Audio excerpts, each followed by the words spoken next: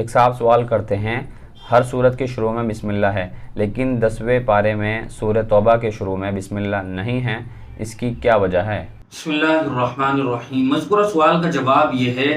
کہ جب کوئی نئی سورت نازل ہوتی تھی تو اس کے شروع میں بسم اللہ بھی نازل ہوتی تھی، اور حضور اکرم صلی اللہ علیہ وسلم صحابہ اکرام میں سے جو وحی کے لکھنے پر مامور صحابہ تھے انہیں یہ بتاتے اور تلقین کرتے کہ یہاں سے نئی سورت شروع ہو رہی ہے، اس کے شروع میں بسم اللہ لکھی جائے۔ لیکن جب وہ آیتیں نازل ہوئی جنہیں سورہ توبہ کے نام سے یاد کیا جاتا ہے تو اس کے شروع میں نہ تو بسم اللہ نازل ہوئی اور نہ ہی حضور اکرم صلی اللہ علیہ وسلم نے صحابہ اکرام کو لکھنے کا حکم دیا کہ یہاں بسم اللہ لکھی جائے۔ اور حضرت عثمان غنی رضی اللہ تعالیٰ عنہ کے دور حکومت میں جب قرآن کریم جمع ہو کر مصحف کی شکل میں تیار ہوا تو حضرت عثمان غنی رضی اللہ تعالیٰ عنہ نے بھی سورہ توبہ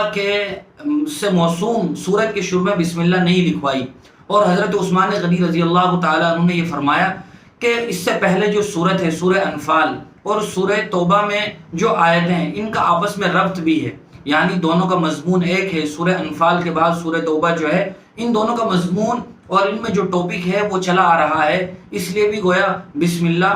نہیں نازل ہوئی۔ اور بہت سارے صحابہ اور تابعین سے یہ وجہ بھی مروی ہے کہ بسم اللہ الرحمن الرحیم کے ذریعے سے اللہ تبارک و تعالیٰ سے امن و امان کا برکت کا سوال کیا جاتا ہے، اور سورہ توبہ کے نام سے موسوم جو سورت ہے اور اس میں جو آیات ہیں ان میں کفار سے برات ہے، اللہ کے غیظ و غضب کا تذکرہ ہے،